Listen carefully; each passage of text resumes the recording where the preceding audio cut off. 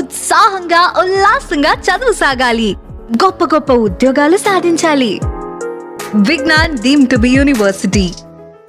వచ్చాక ద్రాక్షారం వేమేశ్వర స్వామి వారు, నేను కృష్ణరాజు గారు ఎన్నోసార్లు దర్శనం చేసుకున్నాము.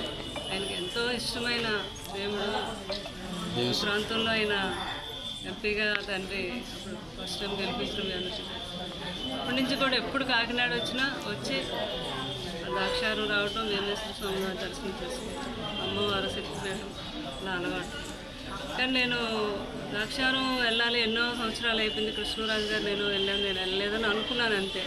కానీ అనుకోకుండా అక్కడ ఏదో కార్యక్రమం అని కాకినాడలో పిలవటం, ఇంట్లో వని సెరమనీకి రావటం, అంటే భగవంతుడు నాకు అలాగా పిలుపునిచ్చాడనమాట. తండ్రి ఈరోజు ఎంతో మంచి శ్రావణ సోమవారం రోజు దర్శనం చేసుకుంటే ఎంతో మంచిదని వారు చెప్పడం జరిగింది. ఈరోజు తల్లి ఆజ్ఞ, తండ్రి ఆజ్ఞ ఉండటం నేను వచ్చిన దర్శనం చేసుకుంటాను.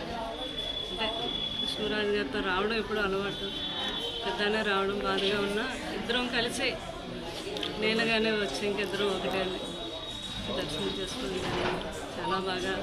నలపురాణం అందరికీ తెలిసిందే, మహానుభావుడు, ఈ కలియుగంలో ప్రత్యక్ష దైవమైన ద్రాక్షారం వేమేశ్వర స్వామి. ఎప్పుడు కూడా కృష్ణరాజు గారి చరిత్ర చెప్పేవారు నాకు ఇంత ఇంటి గురించి. దేవ నిర్మాణం అనేవారు, అది ఎవరు సామాన్యులు కట్టిన నిర్మాణం కూడా కాదు, అంత నిదర్శనమైన దేవాలయం ఈ ద్రాక్షారం వేమేశ్వర స్వామి, తల్లి అమ్మవారు, మాణిక్య అమ్మవారు. చాలా అదృష్టం నాకు ఈరోజు. మా ఫ్యామిలీ అందరికీ కూడా ఈరోజు ఆ తండ్రి ఆ తల్లి దర్శనం దొరకటం, నేను చేసుకున్న పుణ్యఫలం. చాలా సంతోషంగా. అమ్మ ప్రభాస్ గారు ఆలయంలో అమ్మవారికి స్వామివారికి ప్రభాస్ గారు అర్చనలు పూజలు చేసినట్టు చాలా బాగా జరిగింది. అది ఎందుకు చేశారు? అంటే మన కర్తవ్యం ఏంటంటే భగవంతుడికి ఏమి చెప్పక్కర్లేదు. చాగంటి కోటేశ్వరరావు గారు చెప్తారు, మనం భక్తితో ఆయనకి నమస్కరిస్తే నాకు ఏం కావాలి, ఏం చేయాలి అన్నది ఆయనకు తెలుసు కాబట్టి ఆయన అన్నీ చేస్తాడు. మనస్ఫూర్తిగా తల్లి కన్నం పెట్టుకున్నాను. ప్రభాస్ గారికి ఏం కావాలని కోరుకున్నారు దేవుని? అది మీ అందరికీ తెలిసిన విషయం. ప్రభాస్ గారు పెళ్లి గురించేగా మీ అందరూ అడిగేది. తప్పకుండా బాబుకి పెళ్లి చేయాలని మాత్రం మనస్ఫూర్తిగా పార్వతీ పరమేశ్వరుని నేను కోరుకున్నాను. ఈ సంవత్సరం చేస్తాను ప్రభాస్ గారికి వెళ్ళండి. అంటే అది శివుడు ఆజ్ఞలో ఎందుకు చేయమైనా కుట్టదు అంటారు కదా, భగవంతుడు ఆజ్ఞ.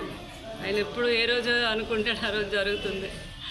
తప్పకుండా ఆ శుభ సమయం వస్తుంది. అలాగే మా పిల్లలు, ఆడపిల్లలు ఉన్నారు, వాళ్ళకి కూడా ఆ తండ్రి మంచి సంబంధాలు చేస్తారు. అంటే ప్రభాస్ గారికి మీ ఫ్యామిలీ కుటుంబంలోనే మ్యారేజ్ చేస్తారు, బయట ఏమన్నా సినిమా హీరోయిన్లు ఎవరన్నా? అది తెలియదు నాకైతే. అది మాత్రం పెళ్లి మాత్రం జరుగుతుంది. అది పెళ్లి మాత్రం జరుగుతుంది. భగవద్ రాజ్యం ఉందంతా. చాలా సంతోషం. Thank you madam.